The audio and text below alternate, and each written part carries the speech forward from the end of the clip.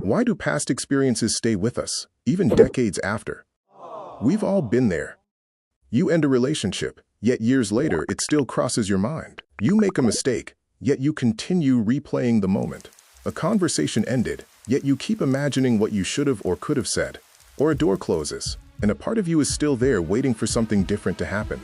The event is finished, time passed, and others have moved on. So why hasn't your mind? Don't be hard on yourself. People, by nature, are constantly searching for answers.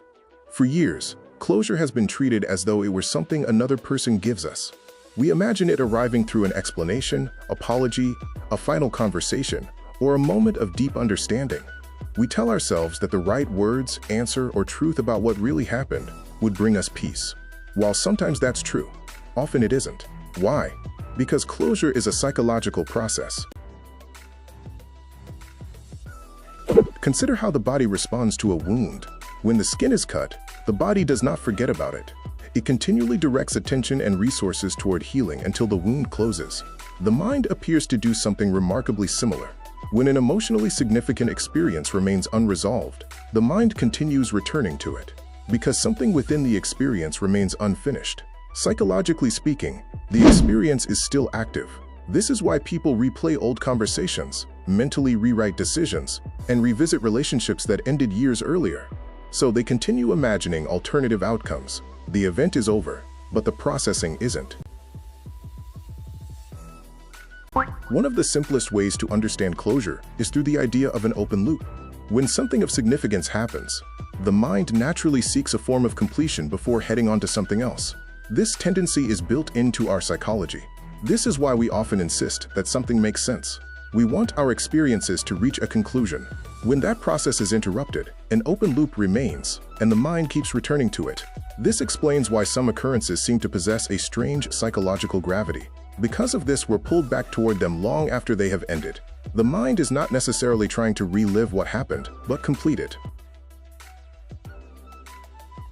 Unresolved situations often contain psychological charge, which shows up in many forms. For example, through rumination, regret, intrusive thoughts, obsessive questioning, emotional reactivity, or mental rehearsals. Many people interpret these as brokenness. But in reality, they may be signs that your mind is attempting to complete an unfinished process. Imagine reading a novel and discovering that the final chapter is missing. Part of your attention would remain attached to a possible or imaginary outcome. That's because the story has not reached its completion. The human mind appears to treat emotionally significant experiences in a similar way. Until resolution occurs, part of the experience remains psychologically alive. This is where many become confused, assuming that closure comes from answers. If I just knew why, if they would only explain, or if I could just understand what happened. Sometimes information helps, but information alone rarely creates closure. Imagine discovering exactly why someone betrayed you. You now possess the explanation, yet the grief, disappointment, and loss remains. The answer resolved a question, but it didn't resolve the experience. This distinction is crucial, because explanation answers the mind, while closure settles the person. If closure is a process rather than an answer, what exactly must happen for that process to be completed? When examined closely, closure appears to involve 4 psychological tasks. The first task is acknowledging reality. The mind cannot settle while knowing what it refuses to accept. Many people remain psychologically trapped because part of them is still negotiating with the past. But closure begins when reality is acknowledged as reality. This means accepting that what happened cannot be undone. The second task is emotional processing. Unfelt emotions rarely disappear. Instead, they stay active beneath the surface. People often try to bypass emotion through logic, by explaining, analyzing, and rationalizing the experience, yet continue feeling trapped by it. Why? Because emotions cannot be reasoned away. The third task is understanding. Explanation asks, why did this happen? Understanding asks, what happened, and what do I do with it now? One remains attached to the past, while the other begins moving toward the future. At this stage, the experience starts becoming coherent. This is when the person sees the event more clearly, its causes, consequences, lessons, and limitations. The experience now begins making sense within the larger context of life. Integration. This is the final and perhaps most important stage. Integration occurs when an experience finds its place within the larger story of a person's life. The past experience is no longer an active problem but a completed chapter. It's now seen as a lesson, a memory, and a source of wisdom, something that happened rather than still happening. This is the moment when the experience stops demanding your attention, because it has finally been absorbed.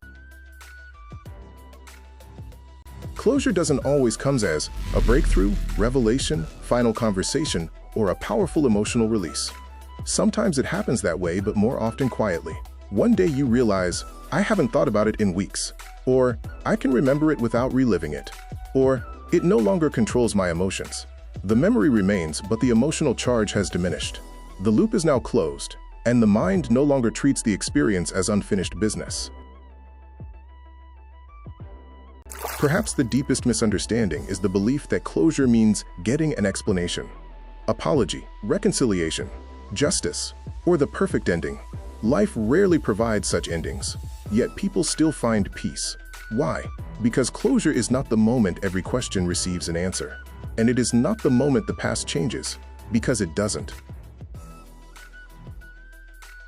Closure is the moment the mind no longer needs the past to be different in order to move forward. It is the moment an experience stops demanding your attention because it has finally found its place within your life. The experience remains part of your story, but it is no longer interrupting your story. The chapter has ended. The lesson has been integrated. The loop has closed, and for the first time in a long time the mind becomes quiet.